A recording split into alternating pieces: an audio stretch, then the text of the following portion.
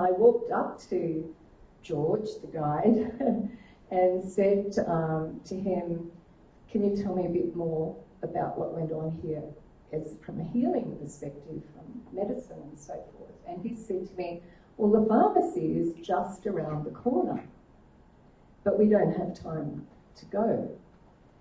And it hit me, it really hit me. And I said, you mean you've brought me all this way and I can't go to the pharmacy, you won't take me to see the pharmacy? And he said, no, we don't have time. And in that moment, my whole inner sight just went straight in to the view, it was sort of around the corner here, into the view of what this place was like. And it opened up like a portal. It was like a portal opened up in my own inner sight, and I could see through this circle. And as I did, it was like I could see it as it was in that time, but also the experience of the power of my own power came through at the same time. And I burst into tears as it happened, because I realised in that moment that the power that I had then, if that was possible, and that they had then is exactly the same power as I have now. So for me, that story, sharing that with Daniel, is so much more about, I know I have to embrace that power. I've been given the experience of that power, and I've been reminded about that power. And that has never left me. This photo is so special to me. So how does someone go from having such an impactful moment, and then how does that then impact what you do and the businesses that you run on? Because you could have that moment and then go away and not do anything. How did you take that and apply it in what you do? Part of the story in getting divorced was, and finding myself with a 5-year-old and a 7-year-old to raise on my own, and that was definitely my choice, was I thought, how will I make sure that we have a really great life, because we shouldn't need to suffer just because the relationship didn't work out, and in fact we'll all be better for that. So we deserve to be happy. I don't see why I should miss a beat. And we've got to remember that this was actually in an era where women were rarely even given a bank loan to be able to buy their own house. So it wasn't easy to make a choice like that, financially especially. And I decided that given all of this intuitive work, and I knew what it was like to sort of do natural forms of healing and things, that the best thing for me to do was start meditating again. So I went and got myself involved in yoga, and discovered even more so, this is well before Epidaurus, but got a sense of I am something greater than this physical body, and meditation was showing me that, and I was feeling a lot of energy and a lot of true power. So, and one of the basic principles of yoga is that you are the self with a capital S, you are consciousness itself. And when we meditate, we can tap into that as well. So I've had this as a foundation for it. So when I had this experience, and I was already working in conscious leadership as such, and had been for quite some time actually, about 9 years when Epidaurus happened, it just reinforced for me that whenever I am coaching, I sit in the absolute belief that that person in front of me, no matter how much they're falling about, is totally great. They are omniscient, they are omnipotent, they're all powerful, they're all knowing, and they do actually have their own answers. I just have to help them find it. So I sit there with an absolute unshakable belief in their own ability to run their lives, and I will help them do that. Likewise with an organisation, when it's falling about and asking for transformation, it's the belief that this organisation also has its own life, its own soul, its own self, and it's wanting to become something. So what is it wants to become? And how can we help it do that?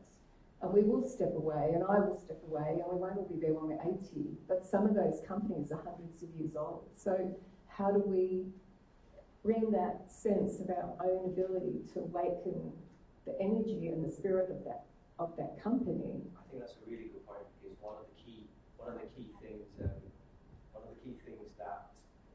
I've noticed when we're working with any businesses is understanding that your business is a living, breathing entity. And as soon as you can understand that it's got its own ecosystem, its own everything, you contribute to it. The idea of seeing it more like a child growing up, and that it can have a life further on, is a really nice analogy to think it's far more than just its products and its services. So from the statement I made earlier, obviously you've been doing what you've been doing for a long time, and you've been here both before when you did conscious leadership and afterwards.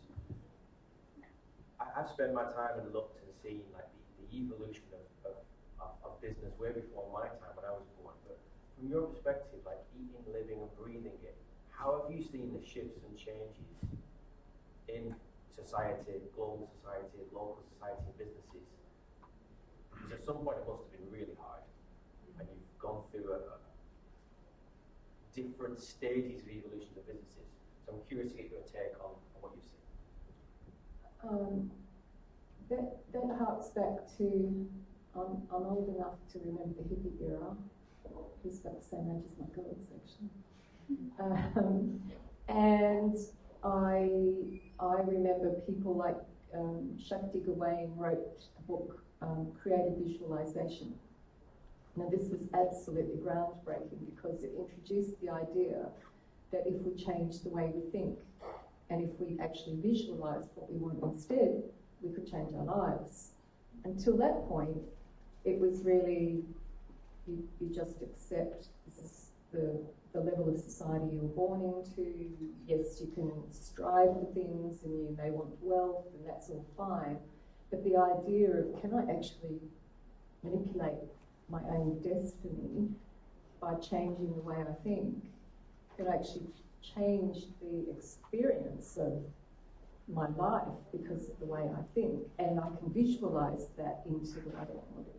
That was absolutely groundbreaking. So now we know that neuropsychology, for instance, neuroscience says we can reprogram the brain, we can create new neural pathways, we can absolutely change the way that we perceive things, and our life will change. We will change. So over that time, really 40 years, I guess, 30 to 40 years, there's been a bit of a struggle between Eastern wisdom that was really was where that was drawn from. You know, the Beatles going to spend time with the Maharishi in India. That's where those Jung, the psychiatrist, all of his archetypes actually came from his time in India, looking at the gods and goddesses. That's where he got it from. So the understanding of a lot has come through psychology and science from India. And now we're bringing all that back together, and it's a really exciting time for me, because my years have been trying to find a way to talk about this without losing people, and actually helping them and bridging that gap, creating the bridge actually for people to cross over. So now it's easier. I hope it's easier. I think Australia's a long way ahead of the UK. I know it is actually, and I had other Aussies say the same in terms of where we are with emotional intelligence and spiritual intelligence as well. We're not quite so leery of that. I'll pause there. Yeah. That's a good question. Raise your hand if you've heard of emotional intelligence, EQ. Keep your hand raised, or draw your hands. Have you heard of SQ, spiritual quality? Just a handful. Even with everything I've read, I only found out about SQ at some point last year. Right. And I thought it was not brand new, but like I was like, oh, and I did some research and I thought it was from like 2017. And then I spoke to you and you were like, oh, no, we were talking about SQ. 2003, 2004. Yeah, it's a long time ago. Yeah. So it's just really interesting. And South Africa, I think, too. Wow. And for the people here, like in the last, in the UK I'm just talking about, in the last 10 years, if you've seen like a huge shift, it might be in your industry or you might have observed it in other industries, just kind of show your hand if you've seen a shift in consumerism, in institutional employees, and not as much. It's very interesting. Because from what we've seen, with other research we've done, like the rise in awareness of employees and their want or need for a better workspace, the words of coaching and training, bringing in meditation, consumers questioning ethics, plastics, because I think that's really making a big impact in the UK, but I don't know, obviously from here, maybe people aren't seeing that as much. The millennials will make sure that happens, and they get a really tough rap, I think. And I've worked with quite a lot of them, and especially the ones moving into especially early 30s, 30 to mid 30-year-olds, really finding it difficult to find a place for them. They actually do have a sense of their own power, but they can't see how to express it. And they want to move fast, but we gave them a world that has to move fast. So you can't complain when they say they want to move fast, because they actually have to. And we're the ones who are slow. So, but they don't have the wisdom with it. And so that's where it's really important to have the mentors for them and have the spiritual guidance for them as well. But I really believe that, you know, each generation is more evolved than the other, we would hope. So I tend to sort of bow to the millennials because they've already come in with a heap of knowledge and understanding, and they don't know what to do with it. They can't see a place for it. I know what that's like. I think anyone that's on a really strong spiritual path and really works on their own spiritual development will know, and personal development will know how lonely a place that can be at times. And we need to find each other to help us along that path and not give up, because giving up is worse than death, I think. So I really feel for younger people in that sense. What I would say around spiritual intelligence, if you're trying to get your head around what that is if you think about a company starts with its vision, its mission, and its values, and its code of ethics. And then it might start to build in some standards and ways of behaviour. That's spiritual intelligence. That's what it is. So it has a sense of purpose. It has a sense that it needs to provide something. It's here to serve people, and it needs to make profit in order to have resources to be able to continue to do that. So I don't have a problem with, especially having worked in the not-for-profit sector, in having highly profitable businesses, because the fuel has to come from somewhere. And it can't be all our own energy. We're not set up that way. So, does that answer the question? Yeah, no, that's fine. I just wanted to just delve into that a bit. We're going to go for a break soon. Okay. One of the things that we want to start to ask all of our speakers is to give people something at the break to just kind of ponder. Like, we consider the power of reflection one of the strongest skills or gifts that you can cultivate within yourself. So is there anything that you would like to have people kind of ponder over break that we can come back to at the end? I'd love, are you happy to do an exercise with you? One of my things I'll probably put. You guys okay to do an exercise? Okay. Right. It's not scary and you'll be safe, okay? But I always say that because sometimes people really are very, what you going to do? Have you got pen and paper, by the way? And if you have, just grab it quickly. So you've got that, and then just put it somewhere where you can find it in a minute. But we're going to sit without that as well. So just pop it on the floor, but where you can pick it up when you've gone through the exercise. I'm going to stand up because it's easier for me to see it. Okay, so just sitting comfortably, feet on the floor. You need to ground yourself when you're doing exercises like this. So it's really important to just get both feet on the floor, not crossed and what have you. But sitting comfortably and easily. And then close your eyes and just put your hands in your lap wherever they're comfortable again. But just so you don't have to think about holding yourself up. Okay? All right, so close your eyes and just take a deep breath in and a long breath out. Another deep breath in and a long breath out. And then I just want you to imagine that your whole energy field, we're all energy, just imagine your energy starting to lift and expand. And you'll know what to do. Just as you're breathing naturally, but continue breathing, be aware of your breath. just allow your energy to expand. Imagine that your physical body is actually getting wider and taller. And feel how expansive you are. And just go beyond your body a bit and feel how far you're actually reaching out with your own energy fields.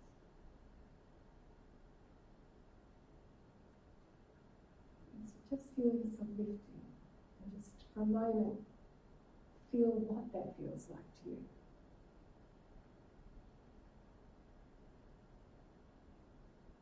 And now I'd like you to think back over a time. It might be quite recent, but you can think back as far as you like.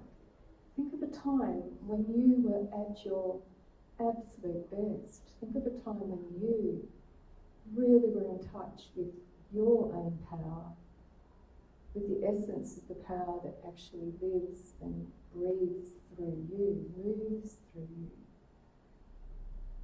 Think of a time when that came to you and you had a moment of realization of your own power. And if you can't find something right now, think of when you were at your best. At some point in the next few days it will come, but for now you could almost think of when were you at your absolute best. If it's about your own power, like it was for them at Doris, find that time and see what was happening. What was going on? Who were you with? Were you alone? Where were you? And what were you hearing? What was around you in sounds or within you? What were you saying to yourself? What was happening in your mind, or what was someone saying to you? What were you hearing? Perhaps it was music, perhaps some sounds of nature. Where were you?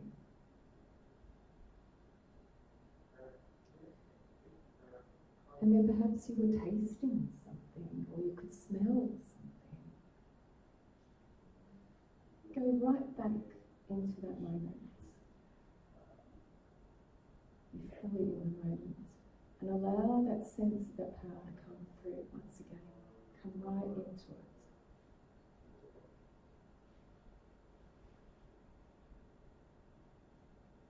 Just be gentle. Just let it be there. Allow that power to flow right in and through you. And beyond you if you wish.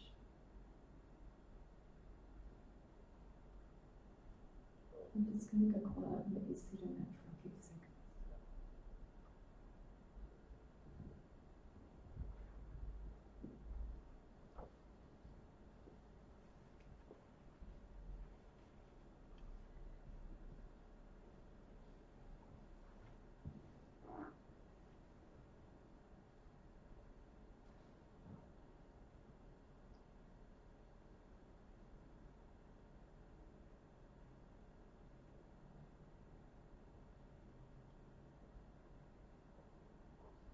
So take a deep breath in and a long breath out. And another deep breath in. Just feel your feet on the floor as you're breathing out. Feel where your hands are. Feel your back against the chair and your bottom on the chair. Just be really aware of the room. And know that power is still there with you. Know you can access it simply by remembering. And it might start to speak to you a little more strongly now as you go back and revisit it each time. And when you're ready, you can open your eyes. And just take a moment to write a few notes for yourself of what you experienced. What was that moment, or what was the feeling that you had? Just note it down. It's another way for your own unconscious to really anchor into remembering that power.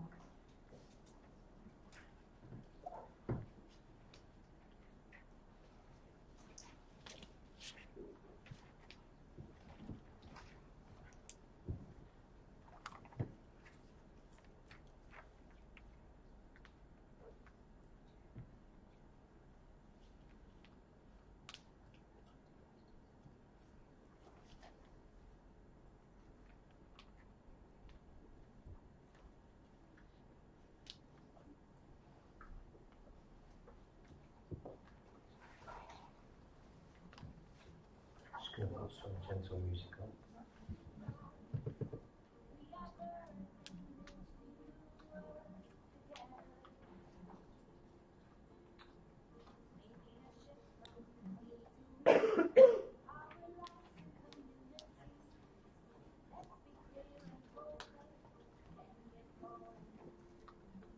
So we're going to have a soft and comfort break. Feel free to carry on writing. If you want to get a refreshment, you can. If you need the bathroom, you can. And we're just going to come back in a couple of minutes and we're going to share. Okay?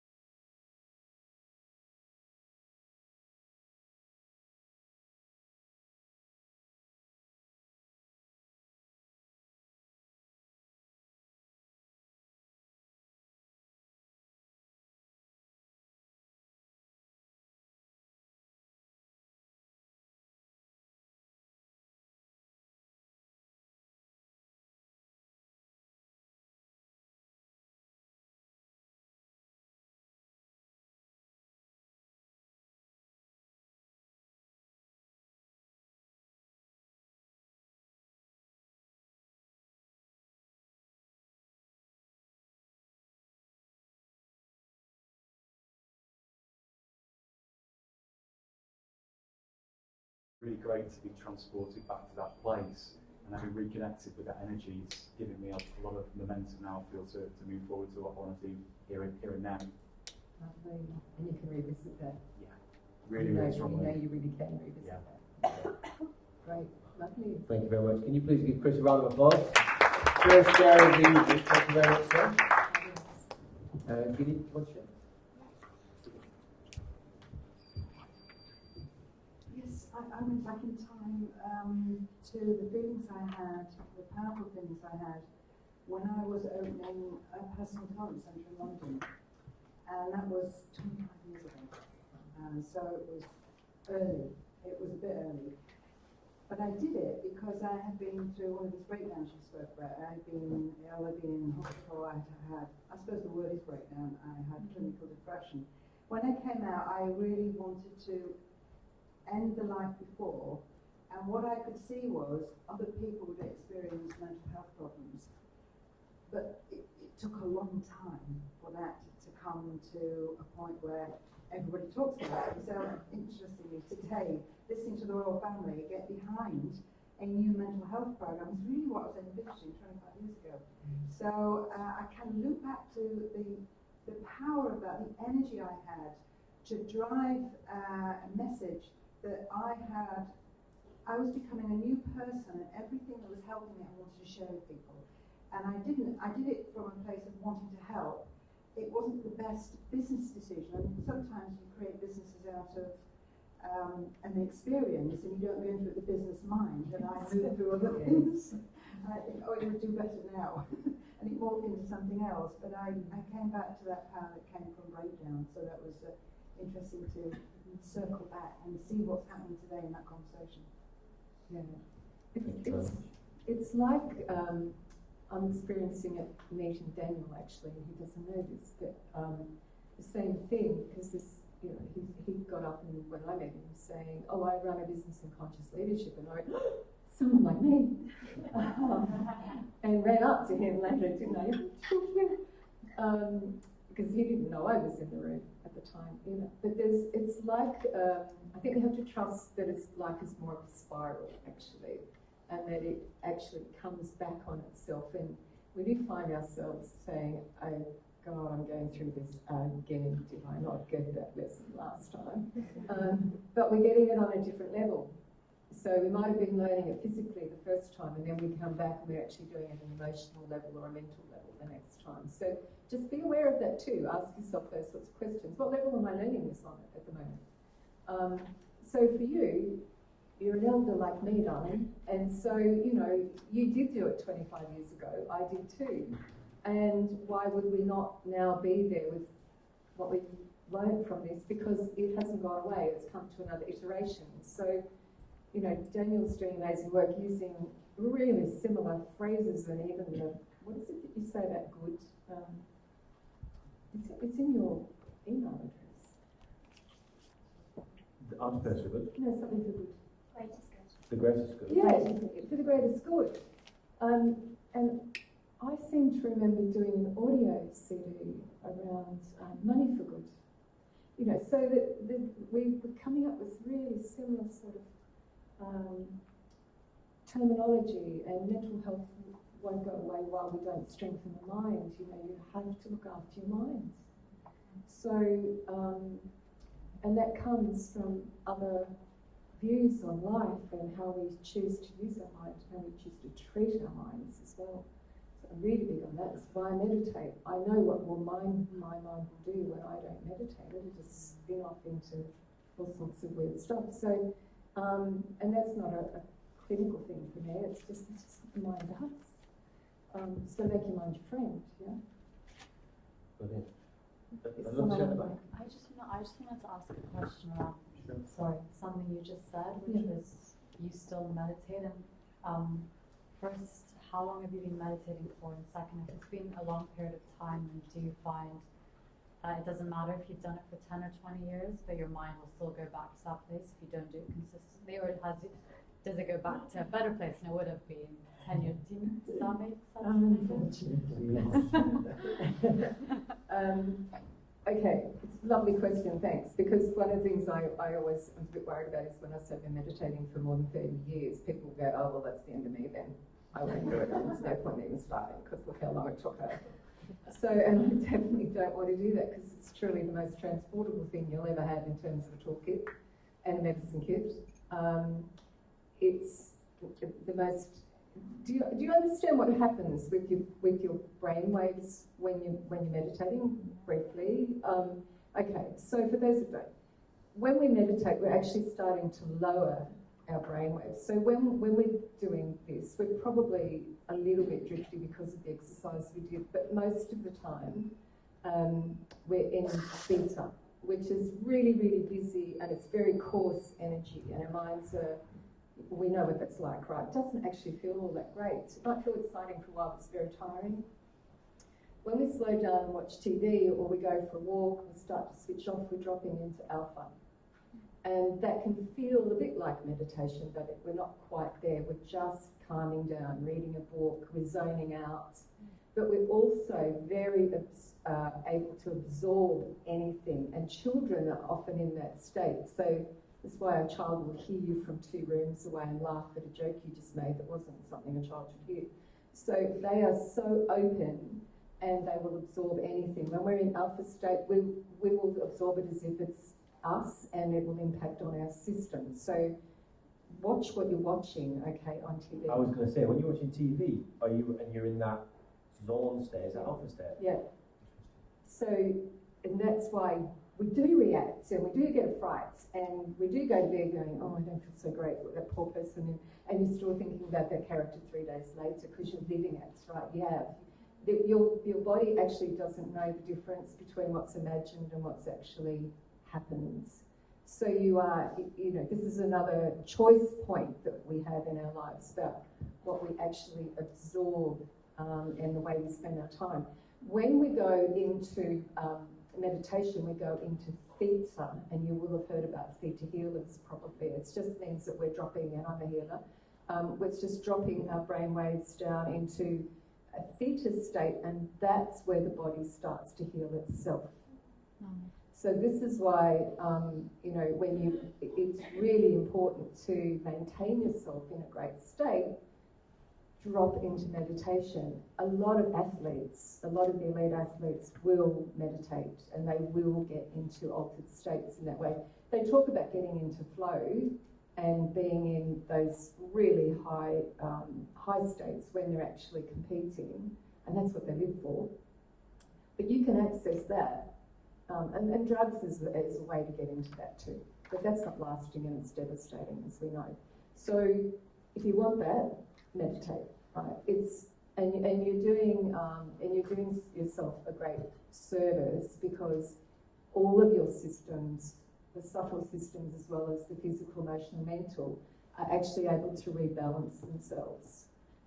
So rather than running around saying, oh, I've been too busy physically doing this and I'm exhausted, and then it's, oh, I've been way too emotional, I've got to calm myself down, and then it's, oh, I've been thinking way too much. Like most of our lives, we just run up and down between the physical, emotional, mental, and what we need to do is live through the heart in order for those levels to be balanced, and then you start accessing more about what do I want to really communicate, and what's my truth, and where's my own creativity and my intuition, and then where's my higher service, and we can actually start reaching into what is essentially our spiritual intelligence. But while we're just running around trying to get it all sorted between the physical, emotional, mental, life's not that interesting actually, but we have to do it. So I know that the quickest way for me, and when I was, a single mum and I'm working and I've got to take the kids to childcare and I've got to go to school and I'm still running a business and getting home and there's nobody to cook for us except me, I would say, there's a snack, there's your homework, and I'm going to meditate for half an hour and then I will get dinner. So my way of being able to cope and create that space was 20 minutes to half an hour meditation, and if I missed it, I would do it before I went to bed, because half an hour of meditation is equivalent to 2 hours of sleep. And that's what got me through. It's like, I'm exhausted, but I will sit for meditation for half an hour because it's equivalent to 2 hours of sleep, and I'm not going to get that 2 hours. So even if you have to trick yourself to do something like, you know, to get yourself to sit for a while and do that.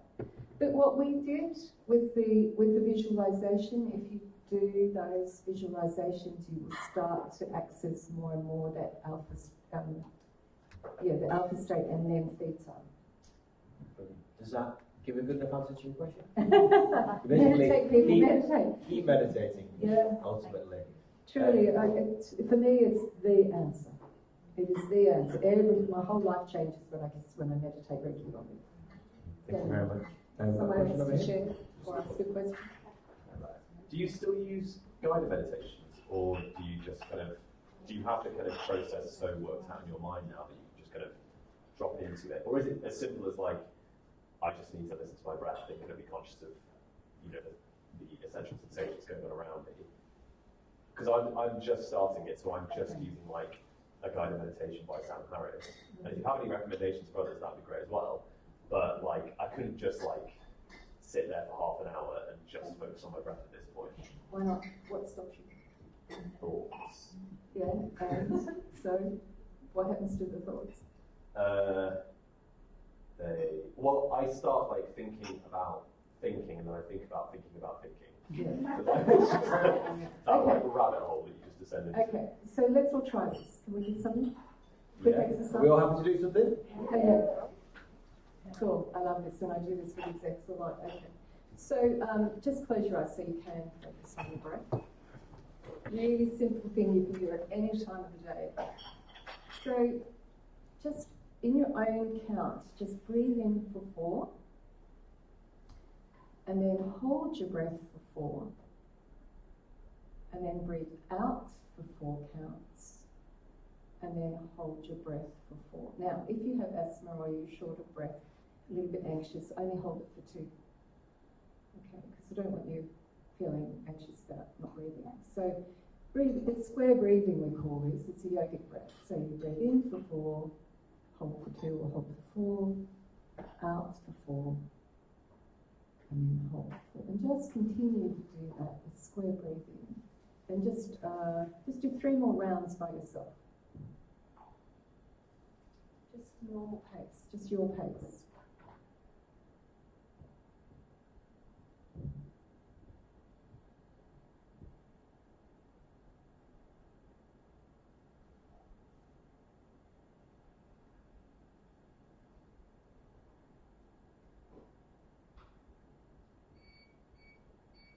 Before you open your eyes, just feel the room. Okay,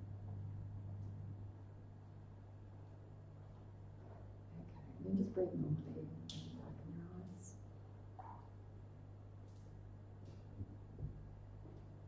So what was your experience doing that?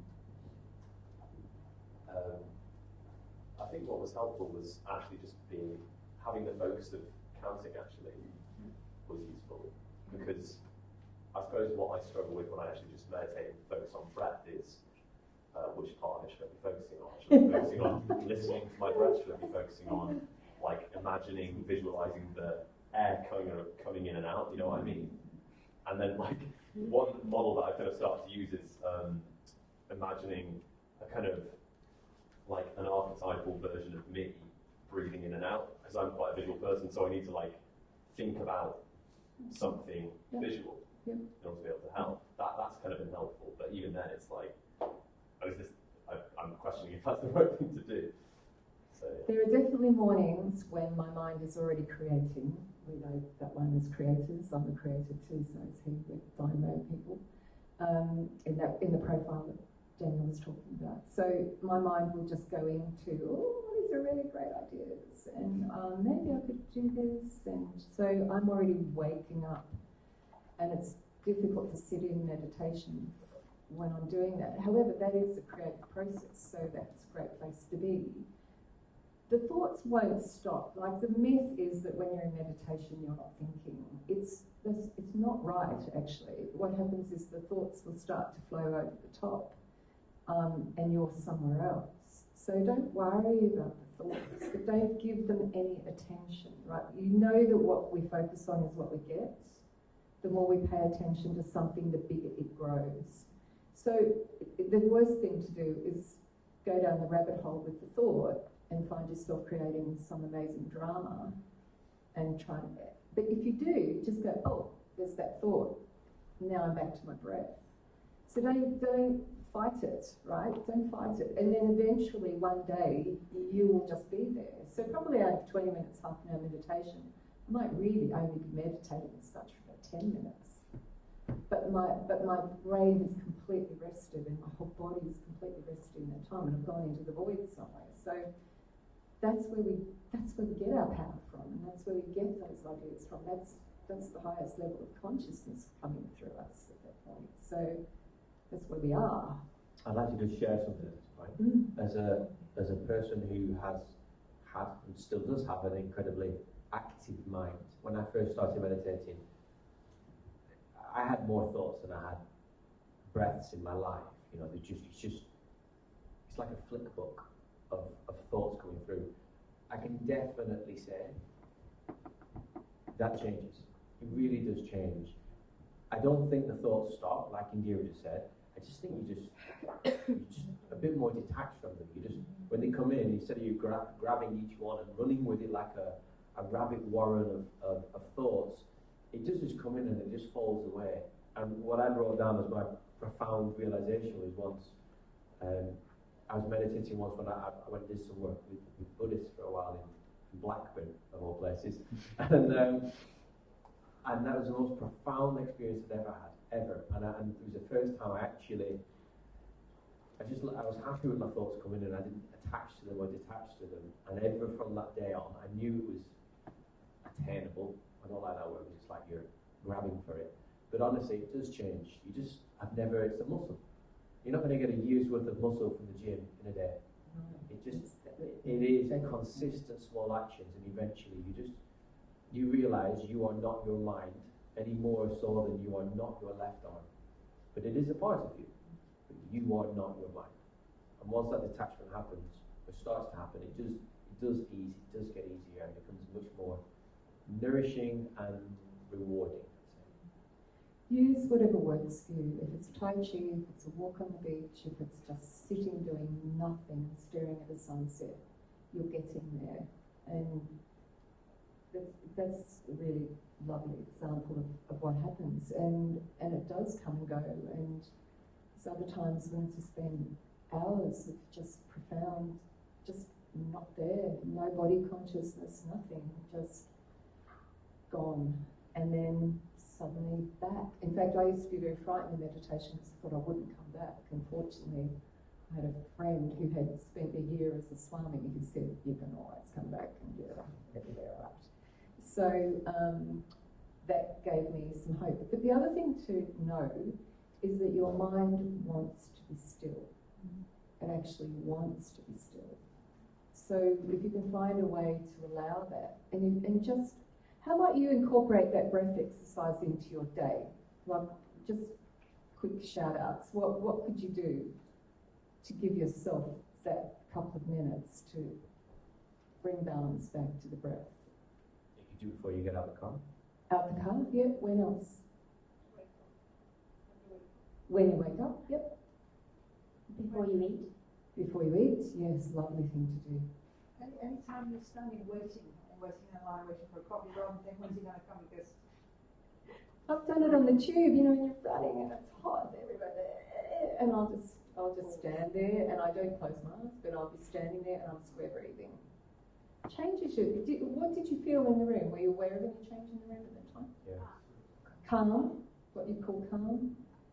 Yeah. So you see, we can change a culture, we can change an environment just through who we are and what state we're in, and it doesn't take much to do it.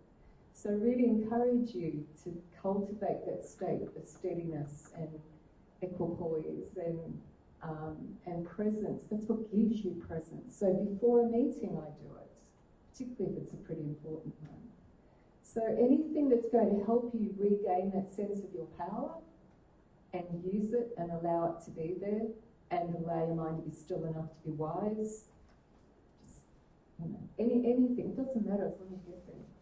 So yeah, visualization is working for you, do that too. So lots we want to talk about. I know that I knew this was going to be way too much to try and pack into an hour and a half. We do try and finish on the dot every time. So 6 minutes. So I wanted to, because I'm really trying to respect everyone's time. Indira will be staying around for conversations afterwards. We've got about half an hour, 40 minutes that we can be in here for. But I know from everything we've spoken about, from all the slides, like I pulled them all in, there's just so much good information.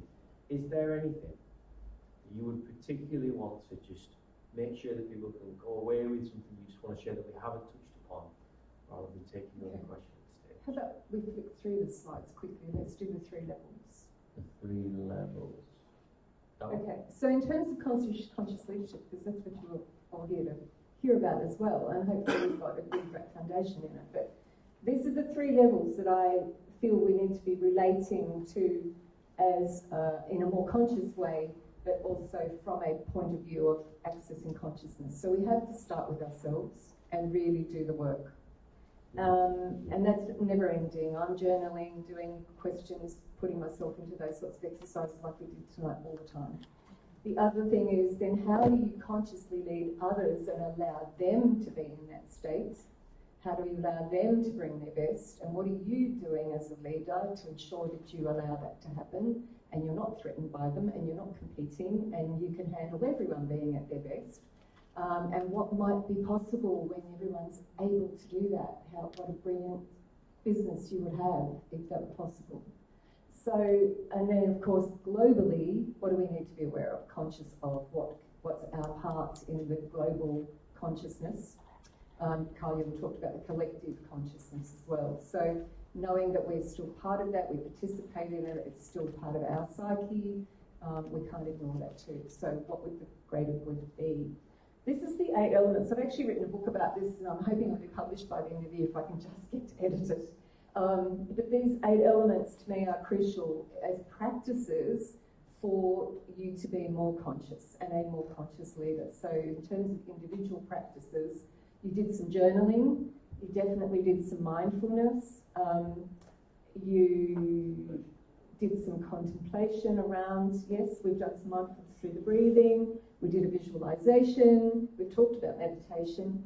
Attunement is really what comes when you start to feel more guidance coming through, like there's something else working through you that's got an intelligence, and that's where meditation will take you. We're all intuitive. We don't lose it when we don't use it. It just goes into abeyance. So the more that you can do these things, the more your intuition will work. And as a leader, you need that because it's not about your tasks. It's how well do you strategize? How well do you anticipate and envision the future? They're the skills you need. These are essential tools. Even the Olympians, you know that in sport, they will lie down and visualize the whole thing beforehand. If they can't actually practice it, they'll visualize it. So it sets, and the strongest thing is set an intention, because that is everything. You start with your intention and then work forward from there. And you can forget it, but set it and then let it go, get on with things. We won't worry about the 5 realities. I think we're going way too in, yeah. And I love this quote from Dr. David Hawkins, Power versus Force. It's a great book, you should get hold of it, where he talks about energy levels in terms of emotional levels and the point at which, and we've got a slide on that too. Can we actually look at that quickly? It's the one with courage. Yeah. Okay, we're really flying through it, but this one. So the closest thing to death is shame. People have killed themselves out of shame, and we try to shame people to basically eradicate them out of our way. So this is very, very low energy when we're in shame, and we gradually go up to pride. But all of this on this side, David says, and he's not with us anymore, but read his stuff, and there's lots of YouTubes. All of this is when we're using force to get what we want. Okay, think Trump. If you then find the line of courage, this is where you step over when courage is a really big thing in our society, because it takes us into the energy levels from neutrality up to enlightenment, where we're actually then generating power. And And he says that, you know, one incredibly powerful, enlightened person can make up for however many million, he says in the book, who are acting out of force, and that's why the universe doesn't, or our world doesn't implode, essentially. So we need more visionaries of means, as he said, to ensure. And what I do with this is when I am in here, and we go in and out of it, so don't beat yourselves up. When I'm there, I go, oh, I've dropped below the line. Because it sits below the line of courage. I've dropped below the line. Oh, what do I need to do to get myself back up again? And that's how I shift my vibration. That's how I shift my energy. So I'm attracting better things in my life, right? And generating power. Last one, love in action. Wisdom and compassion, love and forgiveness, grace and effort. Where do you want to be with the global goals? What do you want your business to stand for? What do you want to stand for? But cultivate these things as a way of putting your love into action and see what's possible. So, yeah. And I've put your details here. If anyone wants to take a photo, I believe, Indira, you come up today, you're around tomorrow? Actually, I am. And I've got here, I didn't get a chance to give these to Christina, so I can hand it up myself. If you want half an hour with me, just as a discovery session, no obligation at all and free, please feel free to do so. I can do it by phone with you when I'm back in London, or tomorrow, because I am staying on, and I'll be here actually. They're letting me use the space, thanks to Christina.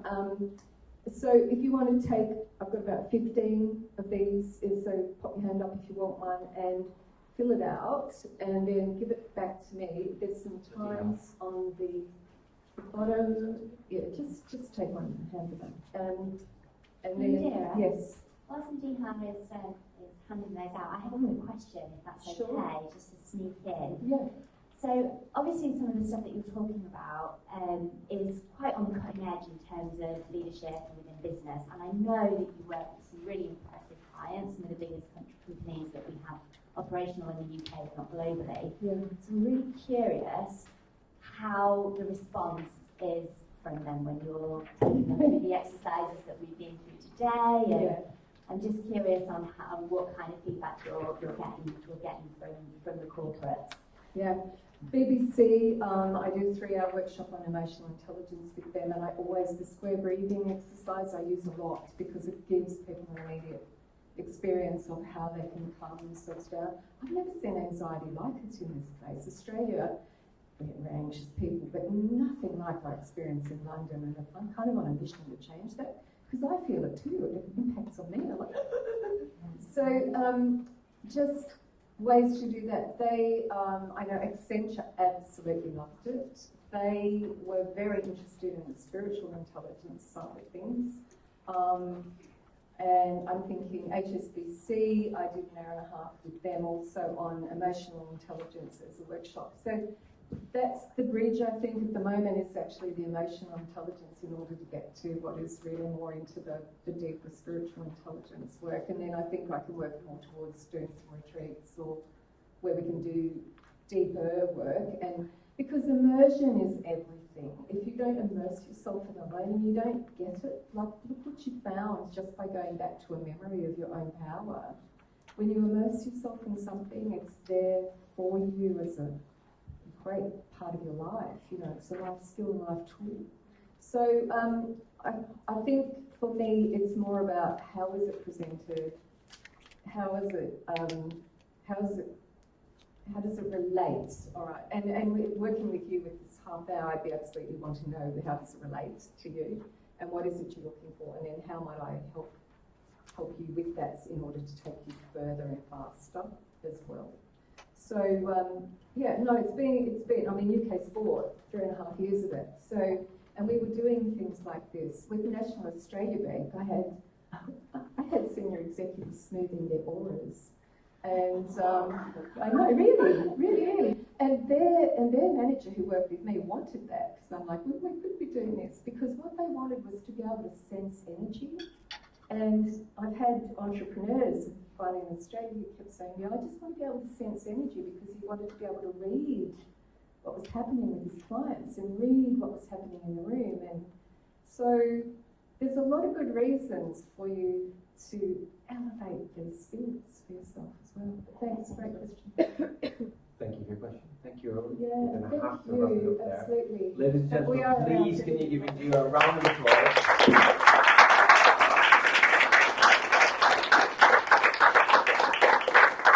Very, very grateful that I met yourself. That's a wonderful conversation. So thank you for coming up. Guys, thank you for just staying on for a couple more minutes. We're just going to wrap up now as well.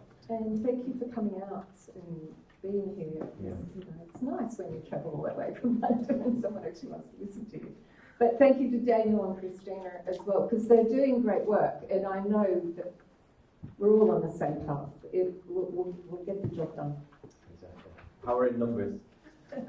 So I wanted to just wrap up and say thank you. This has been our first kind of push of moving our entrepreneur socials more towards consciousness. We've always attracted purpose-driven entrepreneurs. If all you really care about is making money, we're probably not the group for you. There are plenty more meetup groups which focus on marketing and shareholder value and driving EPC, and if that's all that's important to you, then that's cool. You won't find much of that here. What you will find here is how do we grow businesses, how do we grow ourselves to really start to make a difference. Because if you read Brenda Burns, I don't pronounce that right, her book, Top 5 Regrets of the Dying, you'll soon see out of 15,000 people that she helped at end of life that the top 5 things people said, none of them were, I wish I made more money. And all we try and do is, statistically, if 15,000 people said that, then statistically, we're probably going to say very similar things. So why wait until we're dead? So we can start now. And that's what we try and do in these meetups. We try and improve our consciousness, our businesses, and be a real contribution to the world. So I want to say thank you to Entrepreneurs Institute, which is the top level on the right, because they were the people that first started the socials that you're at today. I want to say a huge thank you. We're in an environment right now called Workplace. This is the place we're in here. Show of hands who's never been here before. And give us a whoop if you like it. Woo! Because this is co-working for grown-ups. And these guys, when we met them, we walked in here and we were like, wow, this is nice. Like, it's really nice. And this is what you get when you spend years in exec hospitality and you decide to open up a workspace. It's just one of the most beautiful places we've found in Manchester. We're really grateful for being here. I am fairly confident that Louise, are you there? Yeah. Is it £90 for 5 days? 5 days? Oh, I was right. I didn't want to say that. She's like, no, it's not. £90 a month for 5 days, which I think is a steal for a city centre Manchester, and the place is beautiful. So if you are interested, you can speak to Louise. She's outside, and just pop in and come and have a look. It's a beautiful space. And finally, one more big round of applause for you guys and for Indira, because without either of you, we don't have anything. So please, everyone, give us a round of applause.